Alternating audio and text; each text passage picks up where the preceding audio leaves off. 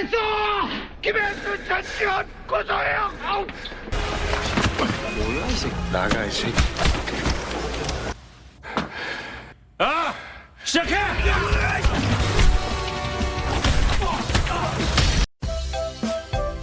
Halo semuanya, selamat datang di Celengan Film. Kali ini Mimin akan menceritakan tentang satu buah film yang berjudul Big Match. Seperti apa filmnya? Tanpa berlama-lama, langsung saja kita melebur ke ceritanya. Film ini dibuka dengan petarung MMA berbakat. Choi Iko tengah mempersiapkan diri untuk pertarungan penting demi mempertahankan gelar juaranya.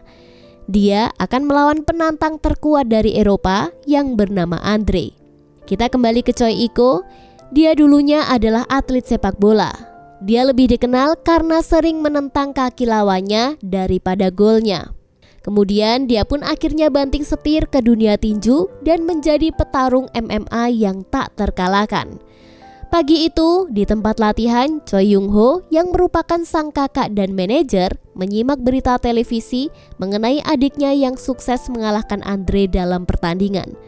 Namun, di tengah persiapan untuk laga penting pekan depan, Young Ho malah melihat adiknya menikmati daging babi yang terlalu banyak. 뭐하냐? 먹어. Merasa jengkel, Young Ho mengajak Choi Iko untuk ikut berlatih. Namun di tengah latihan, kakak perempuan mereka mendatanginya dan menghentikan latihan sejenak.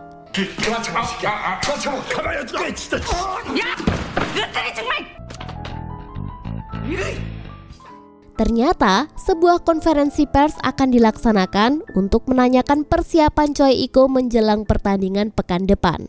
Mereka pun kemudian mengirimkan dukungan kepada Choi Iko agar dapat meraih kemenangan dan mempertahankan gelar juaranya. Di tengah pembicaraan mereka, tiba-tiba muncul seorang rentenir yang datang menagih hutang Young Ho. 무슨 일로? 우리 개야. Young Ho pun mencoba membahas masalah itu dengan istrinya setelah pertemuan singkat dengan rentenir. Sayangnya, mereka tidak menemukan titik temu. Akhirnya, Young So pergi sendiri untuk menangani masalah hutangnya. 아씨 여기 주스로 좀 갑시다. Ketika subuh tiba, di saat para pengangguran baru tidur, Choi Iko seperti biasa bersiap untuk melakukan rutinitas olahraga paginya. Dia berlari mengelilingi kota untuk menjaga kebugaran tubuhnya. Sementara itu, di tempat lain terlihat seorang agen rahasia yang bernama AC sedang merencanakan sebuah permainan dark web yang khusus untuk Choi Iko yang akan memasukkannya sebagai taruhan kepada para penjudi di dunia dark web. Setelah menyelesaikan olahraga paginya, Choi Iko pergi ke tempat latihan. Namun, tiba-tiba polisi menghampiri dan menuduhnya atas pembunuhan seorang rentenir pada malam sebelumnya. 남부경찰서 형사들입니다. 혹시 형님 계시죠? 슈거박 알죠? 그 프로모터 하는 사람. Ternyata, ditemukan bukti berupa sidik jari yang sesuai dengan sidik jari Choi Iko di lokasi pembunuhan. Choi Iko yang terkejut mencoba meminta waktu kepada polisi untuk menghubungi Young Ho. Namun ternyata ponsel Young Ho telah disita oleh polisi sebagai bagian dari bukti lain. 사건 현장에서 저희가 발견한 겁니다. Choi Iko akhirnya dibawa ke kantor polisi untuk menjalani interogasi dan sementara waktu dia pun ditahan sebagai tersangka. 형님 어디 있어? 어디 가시게? 일단 좀 들어가 있어. Tiba-tiba seorang tahanan berpenampilan lusuh menghampiri Choi Iko dan memberinya sebuah alat komunikasi. 열어봐.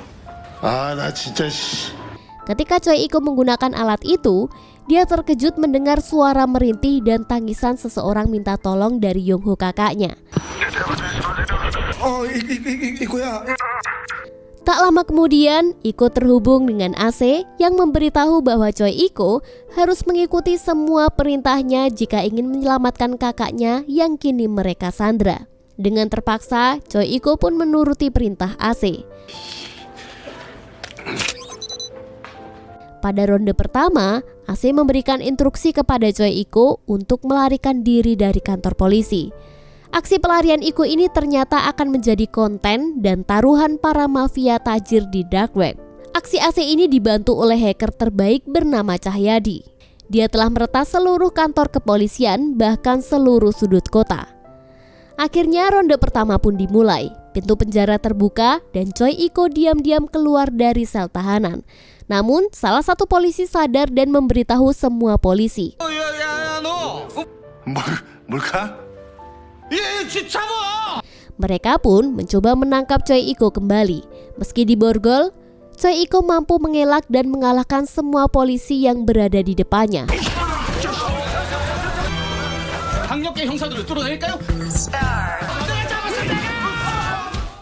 Bahkan setelah polisi menembakinya dengan tembakan listrik, Choi Iko masih tetap saja mampu melarikan diri. Melihat kemampuan Choi Iko dalam melarikan diri, Ase merasa puas dan langsung meningkatkan taruhan lebih tinggi lagi. Sementara itu, Choi Iko tetap berupaya untuk keluar dari kantor polisi. Dia terus berlari hingga Choi Iko malah berbelok menuju ke tempat para polisi sedang berlatih. Melihat tangan Choi Iko dengan borgol masih menempel di tangan, polisi pun curiga dan mereka pun segera mengejar Choi Iko. Semua polisi berusaha mengejarnya. Namun dengan kegesitannya berlari dan menghindar, Choi Iko melawan satu persatu yang mengejarnya. Akhirnya dia pun menemukan jalan keluarnya.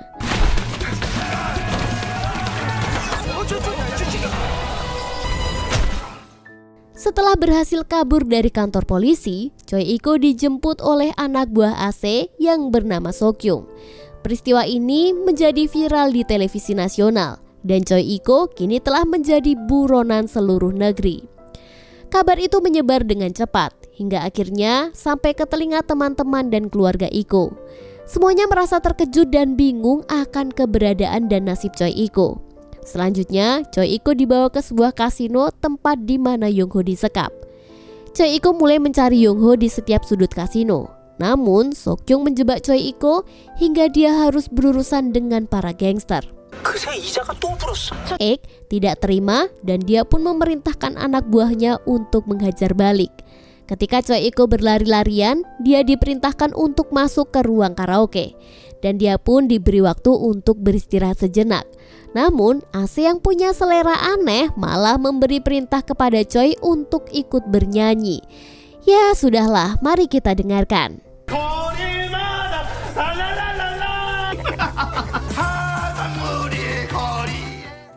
Namun ternyata ruangan karaoke itu adalah tempat untuk ronde berikutnya.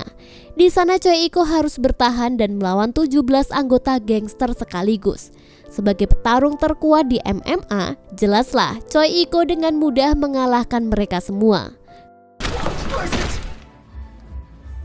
Setelah berhasil mengalahkan para gangster itu, Aceh memberikan instruksi untuk melanjutkan ronde selanjutnya. Choi Iko diperintahkan untuk terus menghindari para gangster dan berlari menuju lantai tertinggi kasino.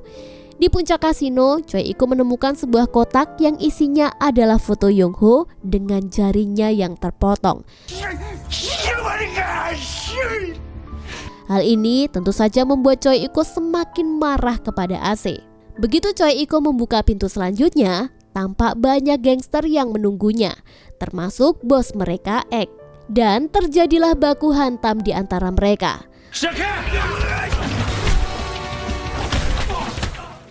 Namun dengan banyaknya musuh, ternyata Iko berhasil mengalahkan mereka semua satu persatu.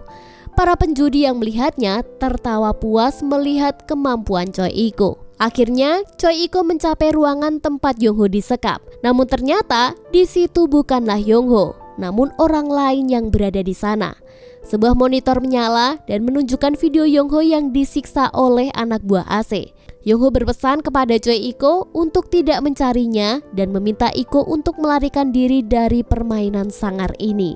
Saat Iko berusaha melarikan diri dan mencapai atap gedung, tiba-tiba polisi dan detektif pun muncul. Dia dihalangi oleh seorang detektif bernama Detektif Do.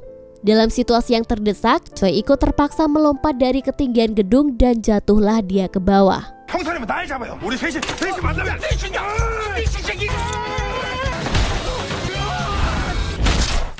Setelah berhasil meloloskan diri dari lokasi, Iko segera melepaskan gelang GPS yang diberikan oleh Ase untuk menghindari pelacakan. Sayangnya, upayanya ternyata gagal saat dia bertemu dengan Sokyung.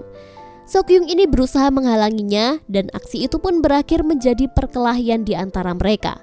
Perkelahian mereka tampak seperti duel anak SMA di tanah lapang. Dan tentu saja memikat para penonton untuk merekam aksi mereka. Setelah menaklukkan Sokyung, Choi Iko berhasil kabur lagi. Dia pun berlari menuju tempat Yongho ditahan. Saat itu, Choi Iko melihat Yongho diseret oleh dua pria dan dia pun langsung mengejar mereka. Namun saat dia nekat menerobos lalu lintas yang padat, dia justru malah tertabrak.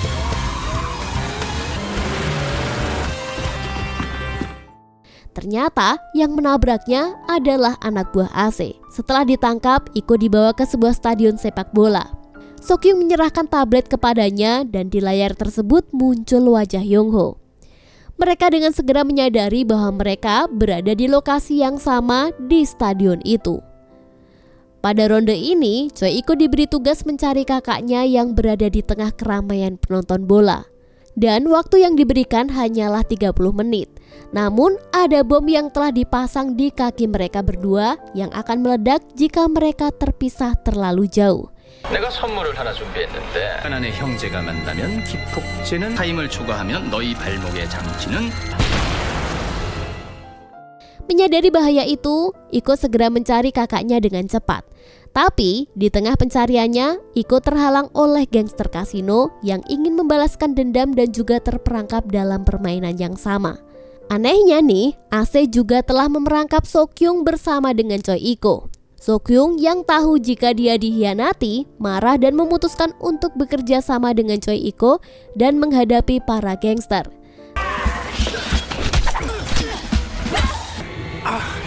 Saat Choi Iko nyaris ditikam oleh para gangster itu, Sokyung sigap melindungi dan menyelamatkannya. Akhirnya mereka pun bisa kabur dari para gangster dan melanjutkan pencarian mereka. Namun karena perut Sokyung terluka oleh pisau, Choi Iko memutuskan untuk membiarkan Sokyung pergi terlebih dahulu. Sementara itu, dia pun melanjutkan pencariannya sendiri. Tidak lama kemudian, Choi Iko dikerumuni oleh polisi. Namun, melihat bom yang terpasang di kaki Choi Iko, para polisi merasa sedikit takut. Dalam kekacauan saat penonton meninggalkan stadion, Choi Iko memanfaatkan situasi itu untuk melarikan diri. Setelah terus berlari, Choi Iko akhirnya melihat Yongho dari kejauhan. Namun saat mereka hendak bertemu, AC tiba-tiba menutup gerbang. Tidak terima dengan apa yang telah dilakukan AC, Choi Iko langsung mencari AC dan bergerak menuju atap stadion. Sesampainya di puncak, ruangan yang dia curigai adalah tempat AC bersembunyi. Dan benar saja, ruangan yang ia masuki ternyata adalah tempat di mana AC bersembunyi, yang otomatis AC langsung menonaktifkan bom itu. Sayangnya karena terjun dari bangunan tinggi, Choi Iko pun jatuh pingsan. Anak buah AC segera membawanya untuk mendapatkan perawatan. Dan saat hendak dimasukkan ke dalam ambulan, Sokyung yang menyamar sebagai sopir ambulan membawa Choi Iko ke tempat tinggalnya. Keesokan harinya, Choi Iko pun siuman dan terkejut mengetahui bahwa Sokyung ternyata juga seorang petarung seperti dirinya. Dia juga menjadi korban dari permainan AC sebelumnya. Singkat cerita, Choi Iko tidak ingin tinggal diam. Dia berencana masuk lagi ke dalam permainan AC. Namun kali ini, dia memiliki misi untuk menemukan dan mengejar lokasi AC dan Cahyadi, si ahli hacker. Dalam menjalankan misi ini, Choi Iko tidak sendirian. Dia dibantu oleh beberapa teman dari Sokyung yang juga ahli dalam perhackeran. Misi itu pun akhirnya dimulai. Mereka mencoba memancing Cahyadi untuk mengambil sinyal yang telah diretas oleh teman Sokyung. Mereka juga berniat untuk melacak dan menemukan lokasi keberadaannya. Namun Cahyadi ini ternyata terlalu cerdas dan justru dia malah mempermainkan mereka. Sokyung pun kemudian tergerak membantu. Dia menceritakan kebenaran kepada Ek dan Detektif Do yang telah ditipu oleh AZ. Sadar telah dipermainkan, mereka pun bergabung untuk ikut mencari keberadaan AC. Pada saat yang sama, Choi Iko terus mencari Yongho. Perjalanan itu membawanya ke dalam sebuah bangunan. Dan benar saja, dia melihat Yongho yang masih disekap, tetapi muncul seseorang lagi yang akan menjadi lawannya. Orang itu ternyata adalah Andre, seorang petarung MMA kelas atas yang pernah dia kalahkan sebelumnya. Kini Choi Iko terpaksa harus melawannya kembali.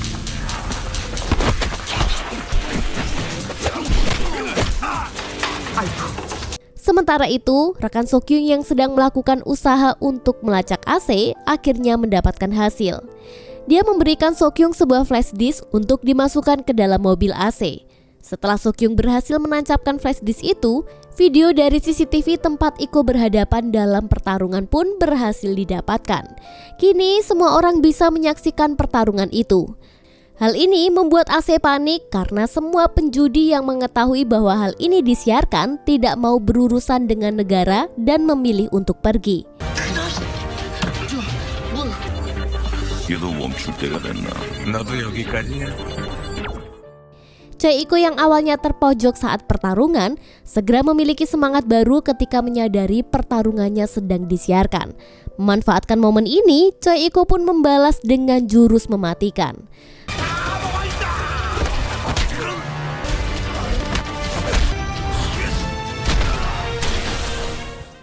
Setelah itu, Iko berhasil melawan Andre. Dia semakin marah karena merasa dipermainkan.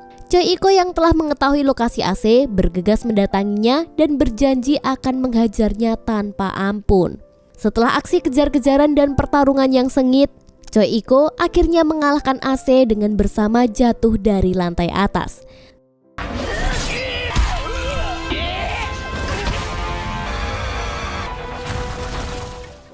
Sokyung yang melihat Choi Iko selamat segera memeluknya sambil menangis bahagia karena perjuangan mereka akhirnya mendapatkan kemenangan. Di akhir cerita, Iko dan Yongho kembali ke pelukan keluarga mereka. Kesalahan penangkapan pihak kepolisian pun diselesaikan dan kini mereka berdua dibebaskan. Mama suka makan ikan tongkol. Semua yang nonton, Mimin kasih jempol.